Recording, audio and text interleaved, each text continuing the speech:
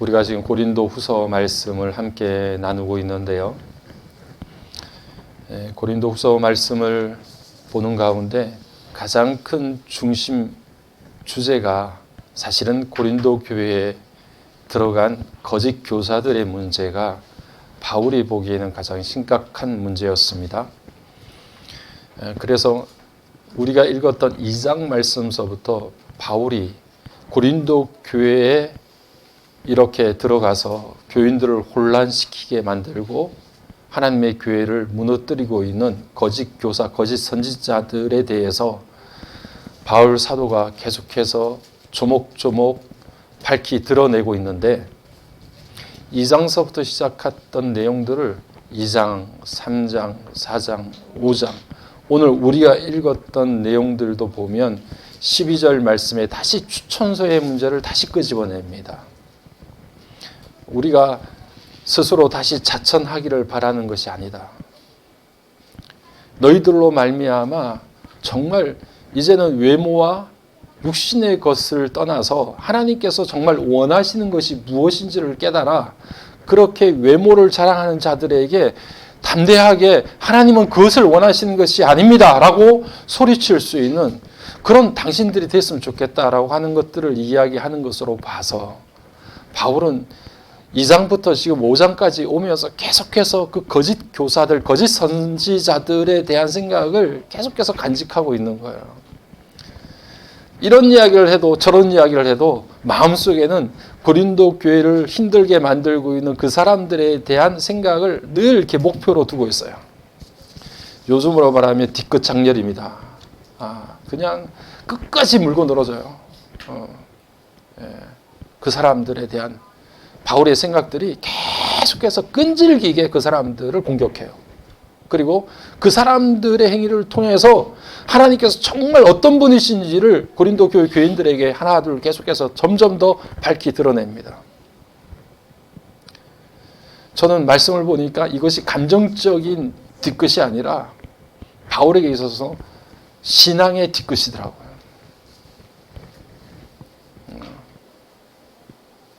우리 같으면 그렇게 열심히 전도해가지고 고린도 지방에 힘들고 어려운 그 지역에 우상단지들로 가득 차 있는 그곳에다가 교회를 세워가지고 성도들을 불러 모아서 예배를 드릴 수 있도록 그렇게 교회를 잘 다듬어서 만들어 놓았는데 어느 순간인가 거짓 교사들이 들어와서 하나님께서 원치 않는 것들을 그들에게 퍼뜨리고 교인들을 꼬드겨서 영엉뚱한 복음과는 정반대의 방향으로 그렇게 교회가 변질되도록 만들었던 것을 생각해 보면 물론 그렇게 교회를 혼란스럽게 만들었던 거짓 교사들이 정말 나쁜 사람들이죠. 그 사람들이 주동이 돼서 그렇게 교회를 엉망으로 만들었으니까 그 사람들이 참 나쁜 사람들인데 제가 다시 한번 생각해 보면 정말 바울 사도의 마음이 아프고 힘들고 서운했던 것이 무엇이었을까, 어떤 것이었을까 생각해 보면 그런 사람들도 참 나쁜 사람이지만 그 거짓 교사들, 거짓 선지자들에게 속아 넘어가서 그 선동에 넘어가서 한순간에 태도가 돌변해서 자기들에게 복음을 전해 주었던 바울 사도에게 손가락질을 하고 별것 아닌 사람이라고 그렇게 천시 여기고 행동이 그렇게 돌변해버린 고린도 교회 교인들을 생각하면 바울 사도의 마음이 더 힘들고 어려웠을 것 같아요. 그 선지자들도 나쁜 사람들이지만 그 거짓 선지자들도 정말 잘못하는 사람들이지만 그런 사람들의 감언 이설에 속아 넘어가가지고 그렇게 믿고 바울이 눈물로 기도하면서 세웠던 교회인데 그 교인들이 한순간에 바울 사도를 향해서 태도가 돌변해서 손가락질하고 바울 사도가 거짓 사도라고 그렇게 손가락질하는 고린도 교회 교인들의 모습을 보면 이 얼마나 마음의 상처와 깊은 아픔을 느꼈겠습니까? 그런 일들 한번 겪으면요 정말 우리가 깊은 상처를 한번 받는 일들을 겪고 나면 우리는 정말 두 번 다시 쳐다보고 싶지 않아요. 안 그렇습니까? 우리가 좀 사람이 좀 덜 돼서 그런지 그런 것들을 한번 겪고 나면 우리는 더 이상 쳐다보고 싶지 않다. 그런 몹쓸 사람이 어디 있는가? 그런 사람들이 어디 있나? 하고 정말 그냥 고개를 절레절레 흔드는 것이 오늘 우리들의 모습입니다. 그것이 당연한 것이고 그런 것들이 자연스러운 사람들의 심성이에요. 그런데 바울이 오늘 제가 말씀드린 것처럼 바울은 그것을 끈질기게 물고 늘었어요. 우리 같으면 그냥 차비라 그냥 그만둬. 저 사람들 아니면 내가 전도할 사람이 없나? 저 교회 아니면 내가 다른 교회가 없나? 바울이 세운 교회가 얼마나 많은데 그렇게 생각할 수 있잖아. 그런데 바울은 그걸 끈질기게 물고 늘어져요.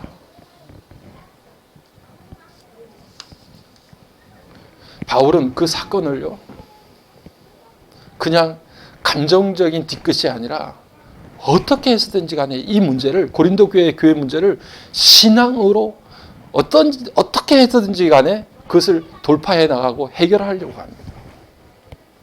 바울의 고민은 그거예요. 다른 게 아니에요. 감정적으로 서운할 수 있고 어떻게 몹쓸 사람들 그럴 수가 있나 이런 생각이 들 수도 있지만 바울에게 있어서는 그 문제를 어떻게 신앙 안에서 해결할까라는 문제까지 진전이 되면서 바울에게 주어진 질문은 이런 거예요. 하나님, 복음으로 교회를 세우고 말씀으로 그들을 양육을 했는데 어떻게 거짓 사도들이 와서 가르치는 그 잘못된 복음에 한순간에 사람들이 넘어갈 수 있느냐? 내가 양육하고 가르쳤던 그 사람들이 뻔하게 거짓말이라는 것을 다 아는데 뻔하게 잘못된 복음이라는 것을 다 알 수가 있는데 어떻게 그런 것에 한순간에 넘어져서 사람들이 저렇게 다 바뀔 수가 있나? 이게 복음인가? 이게 그리스도인인가? 이게 교회인가? 그런 고민들이 생기지 않았겠어요?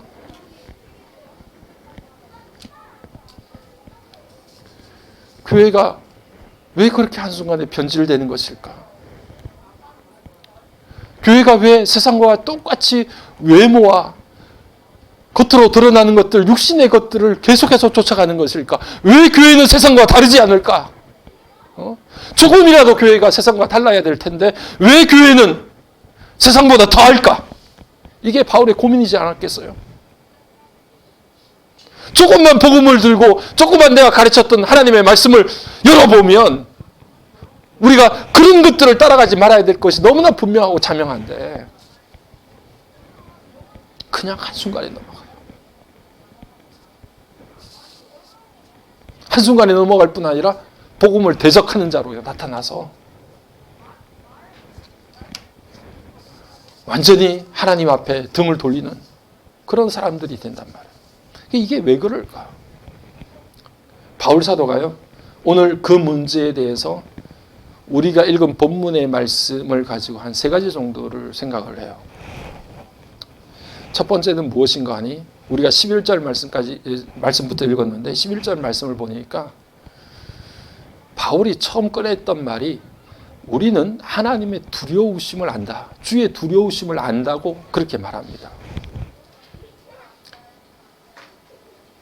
그렇게 교회가 돌변하고 그리스도인들이 한순간에 확 넘어가서 복음과는 전혀 정반대의 길을 달려가는 그 모습들이 왜 일어날까? 그것을 고민하고 있는 바울에게 있어서 바울이 그들에게 나타냈던 첫 번째 이야기는 뭐냐면 우리는 적어도 주의 두려우심을 안다는 거예요. 바울이 믿고 있는 주님은 마지막 날 우리를 심판하실 주님이십니다. 마지막 날 심판뿐 아니라 우리를 날카로운 눈으로 오늘도 지켜보고 계시는 하나님이세요. 그래서 우리의 삶이 주의 시선을 느끼며 사는 것이 너무 중요한 거예요. 여러분, 마지막 날 우리가 심판받지 않아도요, 오늘 내가 주님께서 나를 쳐다보고 계신다는 사실을 깨닫고 주의 시선을 느끼고 있으면 그것이 심판인 거예요. 여러분, 정말 주님의 시선을 느끼고 있으면 내가 주님이 원치 않는 곳에 서 있고 내가 주님이 기뻐하지 않는 일을 한다고 하면 내 마음이 얼마나 괴롭겠어요. 내 마음이 얼마나 힘들겠어요. 주님의 시선을 느끼는 것 자체가 주님의 심판이에요. 바울은 주의 두려우심을 안다는 거예요. 불꽃 같은 눈으로 우리를 감찰하시고 마지막 날 심판대에서 우리를 심판하실 그 주님의 시선이 나는 늘 그 주님의 시선을 의식하고 있다. 그래서 그 주님이 얼마나 두려우신 분인가 하는 것들을 나는 깨닫고 살고 있다. 그러니 다른 것 기준을 삼을 게 없지요. 주님이 나를 보고 계시고 우리를 보고 계시고 주님의 시선이 느껴지는데 다른 기준을 어디다 갖다 댑니까? 사람들의 시선에 머물 수가 없잖아요.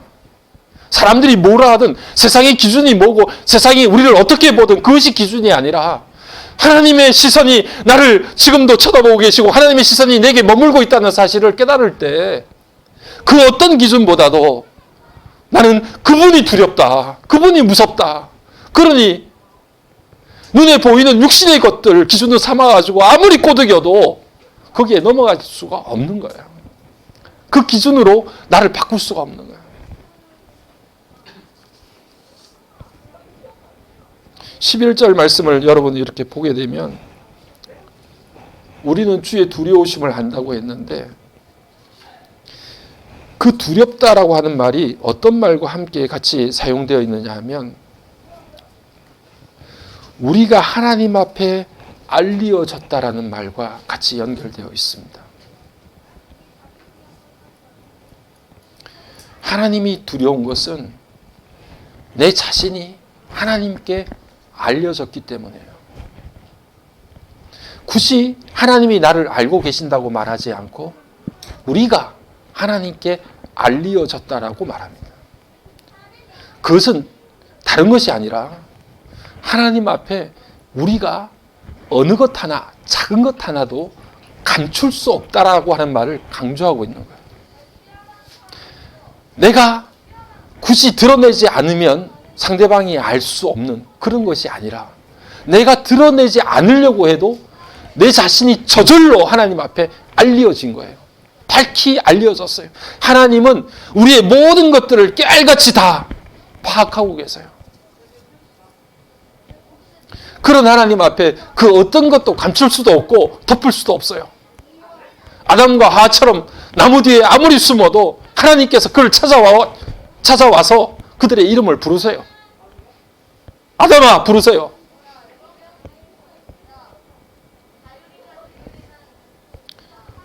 동생을 주인 가인을 찾아와서 동생을 찾으세요. 하나님의 명령을 어기고 각종 보물들을 자기 텐트 아래에 숨겨놓았고 묻었던 아간을 찾아와서 하나님께서는 그를 지적하시고 그의 행위를 밝히 드러내세요. 우리 자신의 모습이 하나님께 알려졌습니다. 우리는 시편 139편 말씀 굉장히 좋아하는데요. 시편 139편 여러분 말씀을 이렇게 보면 하나님께서는 저 멀리서도 우리의 앉고 일어섬을 아신다고 그래요. 내가 생각하는 내 생각을 익히 아세요. 내 행동과 내 생각이 무엇인지를 하나님이 다 파악하세요. 그리고 그 139편을 쭉 읽어 내려가 보면 결국 하나님께 이렇게 고백합니다. 다윗이. 내 형체가 하나님 앞에 숨기우지 못할 것이며 이렇게 말합니다. 내 모습이 하나님 앞에 숨겨지지 못해요. 알리어져요. 하나님은 그렇게 우리들을 선명하게 파악하고 계세요. 그러니 그런 하나님 앞에 우리가 어찌 두려움을 느끼지 않을 수 있어요. 하나님에 대한 두려움을 모르니까 세상 기준을 자꾸 갖다 대고 자기가 원하고 자기가 바라는 자신의 원칙과 원리들을 거기에다 갖다 대서 말씀을 왜곡시키고 교회를 어지럽히고 그렇게 거짓 교사 노릇을 하고 그런 거짓 교사 노릇을 하는 사람들의 책동에 휘말려서 교인들이 거기에 부안해동하고 그런 모습들이 이루어질 수밖에 없다는 거죠.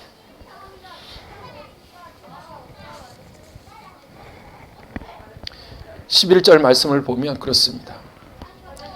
우리들은 내 자신은 하나님께 알려졌기 때문에 하나님께 알려진 그대로 너희들에게도 너희들의 양심에 우리가 알려지기를 바란다. 여러분 얼마나 선명하고 투명합니까? 얼마나 선명하고 투명해요. 하나님이 내 모든 것을 다 아시니까. 나는 숨길래야 숨길 수도 없고 감출래야 감출 수도 없으니까. 하나님이 내 모든 것들을 깨알같이 다 아시니까. 하나님이 나를 아시는 것처럼 너희들 양심에 내 모습이 그대로 다 알려지길 바란다. 나는 숨길 것도 없고 감출 것도 없다. 나는 맑고 투명하다. 그게 바로 바울의 자기 고백이에요. 거짓 교사들은 어때요? 하나님의 말씀을 다른 것들로 덕지 덮고 변질시키고 숨기고 감추고 자신들의 진정한 의도를 이렇게 숨기고 있다가 발톱을 드러내고. 바울은 어떻게 쓰든지 간에 거짓 교사들의 정체를 밝히고 우리 복음이 과연 무엇인지를 그들에게 끝까지 해명해내요.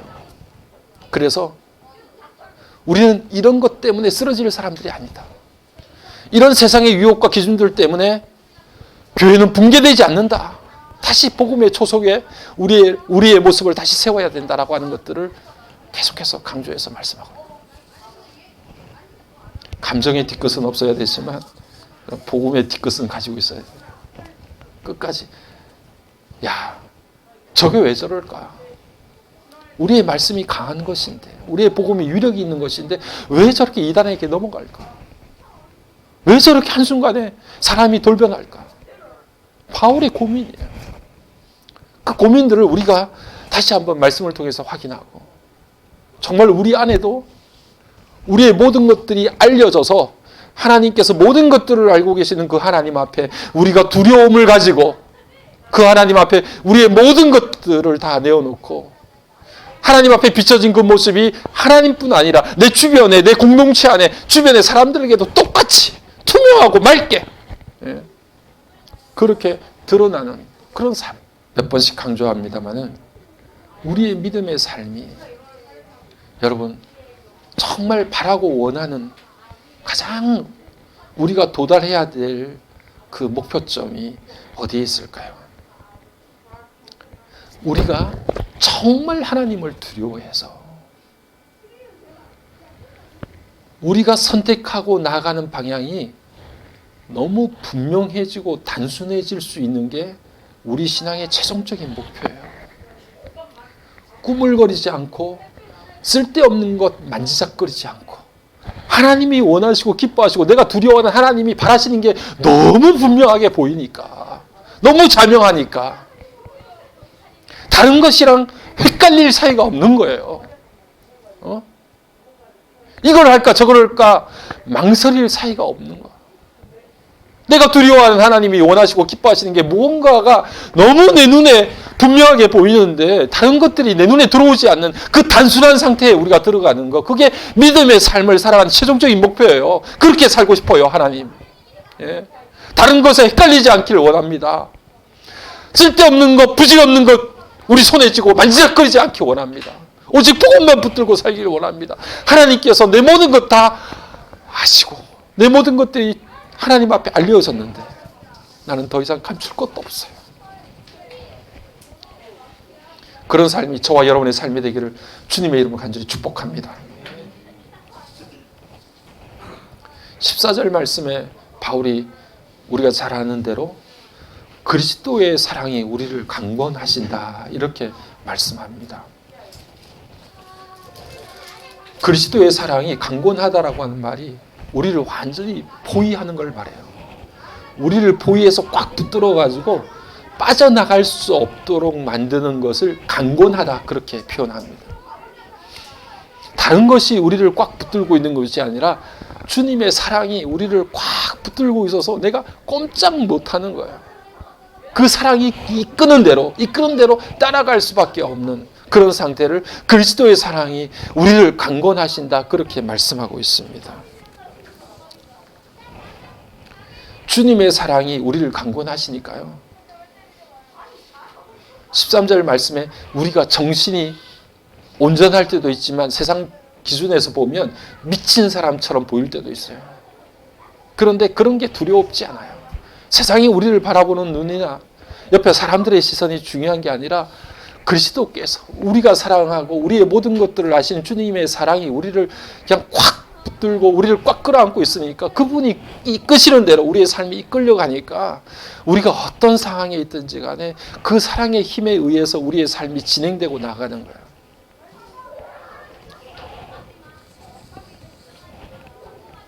지금 현재 미국에서는 굉장히 큰 이슈 하나가 떠올랐습니다. 경제 문제는 아니면 전쟁 문제 아니면 엄청난 총격 사건 이런 것들이 이슈가 된 것이 아니라 미국의 켄터키주에 있는 윌모라고 하는 작은 도시예요. 인구가 한 6천 명 되니까 6천 명 정도 되니까 굉장히 작은 도시죠. 거기에 대학이 하나 있습니다.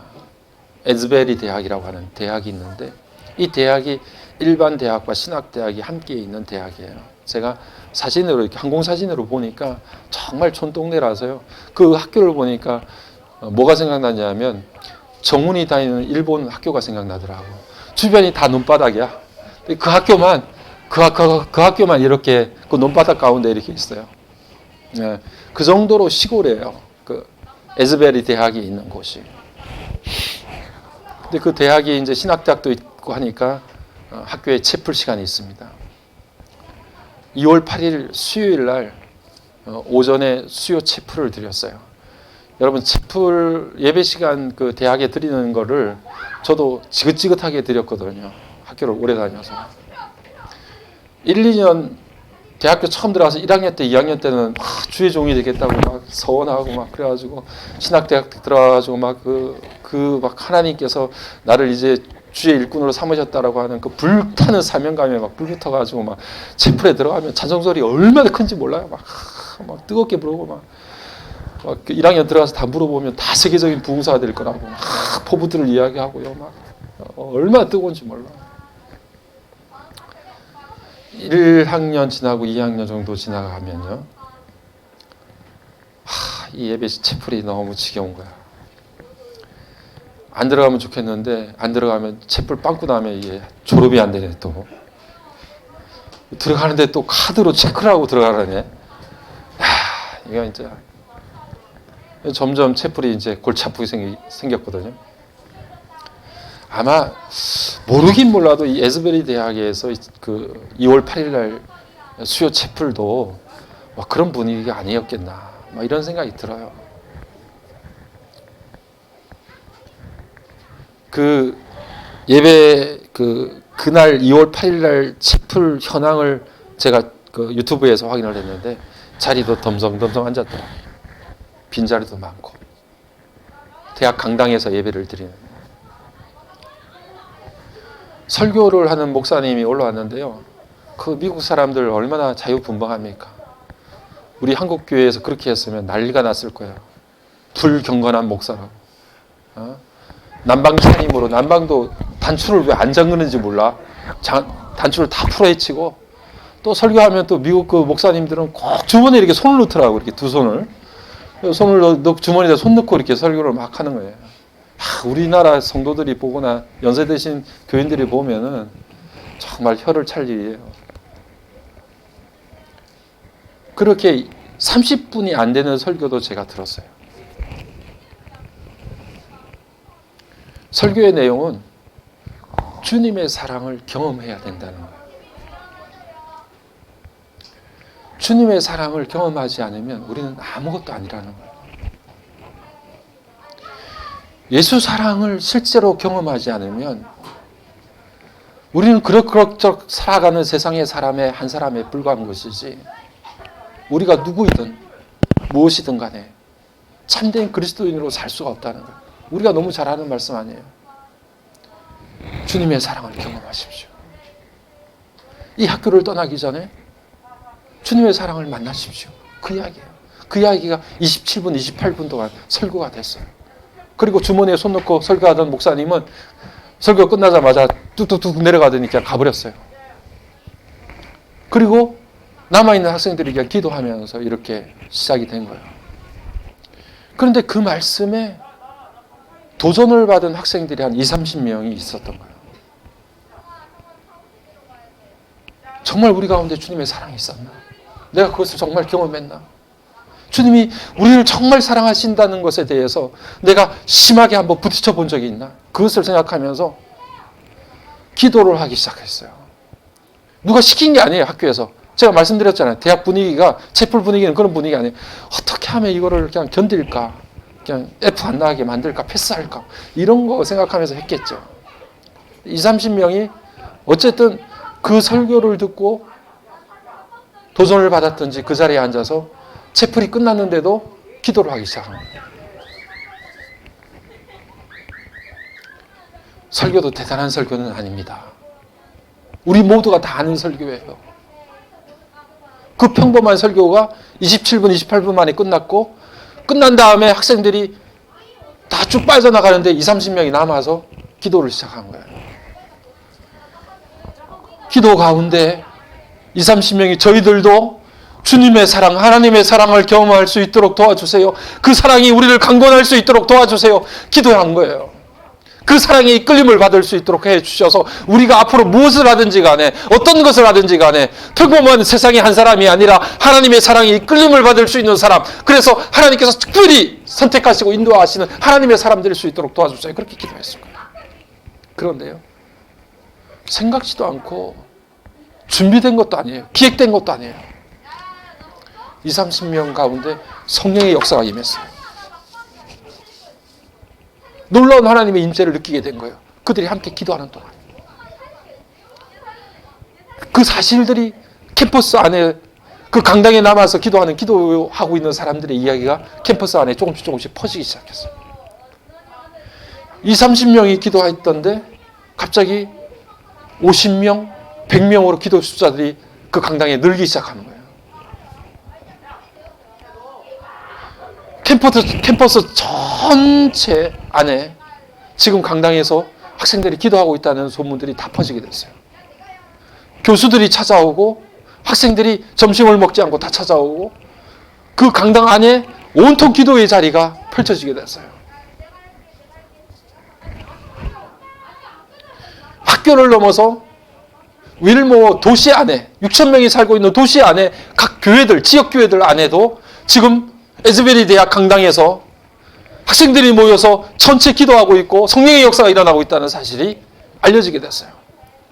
지역에 살고 있는 목사님들이, 교회 교인들이 찾아오기 시작했어요. 그 강당을 다 채웠어요. 윌모라고 하는 작은 도시에 멈춘 것이 아니라 그 사실이 SNS를 통해서 미국 전역으로 갑자기 급속도로 확산이 됐어요. 미국 전역에 했다고요. 그 작은 도시 윌모로 몰려들기 시작했어요. 이제는 에즈베리 대학 강당에 들어가서 기도를 하는 것을 함께 동참하기 위해서 5시간, 6시간 동안에 캠퍼스에 줄을 서 있어야 되는 거예요.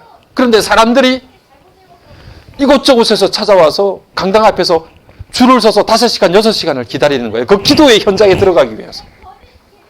그리고 기다리는 동안에 3, 4, 5 짝을 져서 서로 함께 부둥켜 안고 기도를 하는 장면이 계속해서 연일 CNN을 통하여서 미국의 여러 방송들을 통해서 지금 보도되고 있는 거예요.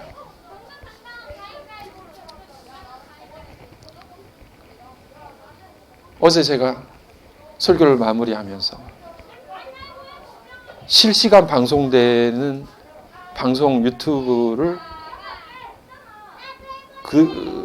토요일 건지 그거는 정확치는 않아요. 근데 어쨌든 유튜브에서는 실시간이라고 이야기를 하는데 에즈베리 대학 강당에서 진행되고 있는 24시간 기도회에 대해서 계속 방영되는 것을 들으면서 설교를 준비를 했어요. 2월 8일 수요일 날 오전 채플이 끝남과 동시에 학생들이 모여서 기도를 하기 시작했는데 그것이 갑자기 학생들과 모든 전 지역의 사람들, 심지어는 남미에 있는 사람들까지 비행기를 타고 그 에즈베리 대학 강당으로 모여들기 시작을 해서 학교가 마비가 되고요. 기도가 24시간 기도회가 2주가 지나도록 계속해서 진행이 됐어요. 강당에 계속 모여서 기도해요. 여러분 집에 들어가시면 에즈베리 대학의 붕이라고 하는 것을 한번 확인해 보시면 동영상에 계속해서 지금 찬양과 기도로 계속 진행되는 걸 봅니다. 얼마나 자유분방한지 몰라요. 강당에서 강대상 앞쪽에서 찬양을 하는 학생들이 있고요. 그리고 그냥 그 강대상에 걸터 앉아 있는 친구들이 있고요. 강대상 앞쪽으로 나와서 서로 부둥켜 안고 기도하는 친구들이 있고, 참여한 모든 사람들이 다 서서 손을 들고 하나님을 찬양하고, 찬양의 주제는 무엇이냐면 예수 그리스도예요. Great are you, Lord라고 하는, 당신은 위대하시다 주님, 그렇게 고백하면서 찬양하는 것이 그들의 찬양의 전부더라고. 보니까 제가 계속해서 보니까 위대하신 주님, 우리의 모든 것들을 인도하시고 이끄시는 주님, 주님 당신만이 위대하십니다. 그 찬양을 계속해서 2주가 넘도록 24시간 기도회를 찬양하면서 계속해서 진행되고, 그것이 미국의 이슈가 되어가지고 계속해서 연일 뉴스에 지금 에즈베리의 부흥이라고 계속해서 방영이 되고 있어요.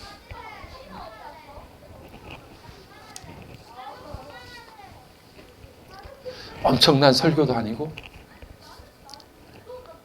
그 강당도 시골의 대학의 낡은 강당이에요. 여러분, 찬양도 뭐 엄청난 세션이 있어가지고 그렇게 찬양대가 막 인도자들이 나와서 하는 게 아니에요. 기껏해야 건반 하나에다가 기타 하나, 타악기 하나 정도. 너무 단출해요. 그런데 그렇게 부르는 찬양 가운데 사람들이 성령의 역사를 경험하고 서로 부둥켜 안고 위로해주고 기도해주고 심령이 치료되는 역사가 일어나는데요. 뭐 여느 우리가 보는 부흥 집회에서 막 사람들이 치료되고 막 병든 자가 일어나고 기적 같은 일들이 일어나는 거 아니에요. 기획되고 준비되지도 않았어요. 그렇게 하려고 생각도 안 한 거예요. 대학 자체도. 대학 자체가 깜짝 놀랐어요. 왜냐하면 윌모라고 하는 도시가 아까 말씀드린 것처럼 6천 명밖에 살지 않는 작은 소도시인데, 거기에 에즈베리 대학 때문에 외부에서 10,000명 이상이 들어온 거예요. 차를 끌고 비행기 타고 해가지고. 그 도시 자체가 마비가 될 정도로 사람들이 몰려들기 시작해요. 예상치도 못하고 계획도 안 된 거예요. 그래서 20-30명의 학생들이 모여서 기도하는 그 순간에 성령의 역사가 그 가운데 일어나서 이 엄청난 일들이 일어나게 돼요. 대학은 엊그제 24일 금요일까지 더 이상 학교 운영이 마비된 상태에도 그대로 둘 수가 없어서 강당에서 24시간 기도회를 24일 금요일까지만 하도록 그렇게 어쩔 수 없이 결정을 한다고 학교 대변인이 발표를 했대요. 그러니 8일날 시작된 기도회가 24시간 기도회로 24일이나 돼서야 멈출 정도로 계속해서 기도와 찬양이 그 가운데 일어나기 시작합니다. 여러분, 저는 그 에즈베리 대학 강당에서 일어났던 그 부흥의 역사를 보면서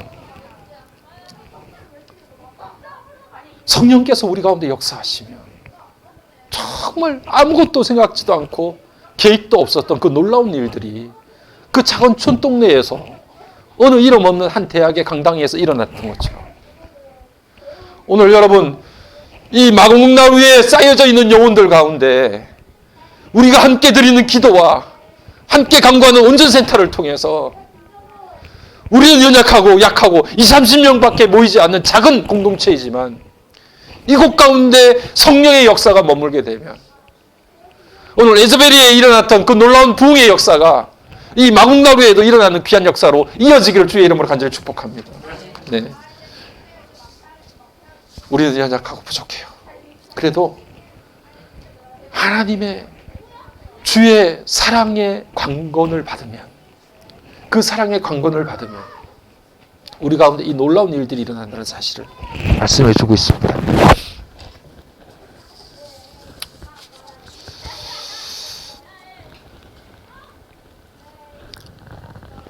그리스도의 사랑이 우리를 강권하시는도다. 그것이 바로 성령의 역사, 부흥의 역사예요. 내 생각, 내 판단, 세상의 다른 기준에 의해서 움직이는 것이 아니라 주님, 저는 주님이 나를 사랑으로 꽉 붙드셔서 나를 주님이 원하시는 대로 끌고 가세요. 내가 주님께 내 모든 것들을 드리겠습니다. 주님이 원하시는 대로 나를 이끌고 가세요. 이게 참된 부흥이에요. 우리 심령의 부흥이고 그 부흥의 역사가 오늘 우리 가운데 불 붙여지게 될 때 우리뿐 아니라 공동체가 일어나게 되고 이 지역이 새롭게 되는 귀한 역사가 성령을 통해서 일어날 줄로 믿습니다. 마지막으로 여러분들 보시면 오늘 16절 말씀에서 그런 말씀이 나와요.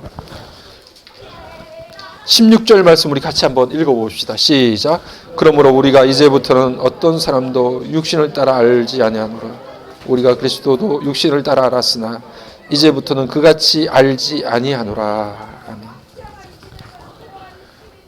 그리스도의 사랑에 이끌림을 받으니까 이제는 세상 사람들이 보는 기준에 따라서 우리가 판단하거나 생각하지 않게 되더라. 거짓 교사들은 세상의 기준에 따라서 교회를 주물럭거려 사람들의 마음을 훔쳐요. 복음을 변질시켜요. 그런데 우리는 오직 주님의 사랑에 이끌림을 받고 거기에 꽉 붙들림을 받으니까 이제는 세상의 육신에 따라서 외모에 따라서 판단하는 그런 세상 기준이 아니라 주님의 시선으로 모든 것들을 바라보고 주님이 원하시는 삶을 살아가게 되더라는 거예요. 고린도 교회 교인들이요, 그리스도의 사랑에 붙잡힌 바 되세요. 거짓 교사들이 이야기하는 세상과 외모와 육신의 기준에 따라서 모든 것 따르지 마시고, 예수님도 고향 땅에서 환영을 못 받았어요. 왜냐하면 예수님이 어떻게 자라났는지 어떤 집 자식인지 그 형제가 누군지를 다 아는 사람들은 예수가 하나님의 아들이라고 손가락질하며 그를 믿지 않았어요. 육신의 기준으로 보니까 그런 거예요. 오늘 여러분, 우리 가운데 참된 주님의 사랑에 이끌림을 받아서 우리도 하나님의 그 놀라운 사랑을 경험하고 그 사랑에 완전히 사로잡히는 압도당하는 역사가 저와 여러분의 삶 가운데 일어나길 바랍니다. 그 경험이 없이는 저는 그럭저럭 목사는 될 수 있을지 모르지만 좋은 목사는 안 되는 거예요. 정말 하나님의 사랑에 부딪히지 못하면 저는 그냥 그럭저럭 목사가 되는 것이지 하나님 보시기에 좋은 목자가 되지 못하는 거예요.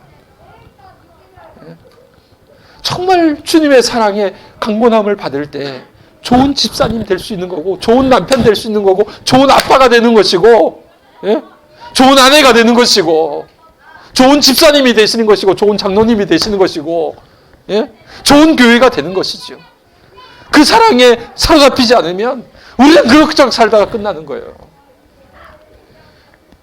오늘 참된 그리스도의 사랑이 저와 여러분들을 완전히 사로잡는 귀한 역사가 일어나기를 주의 이름으로 간절히 축복합니다.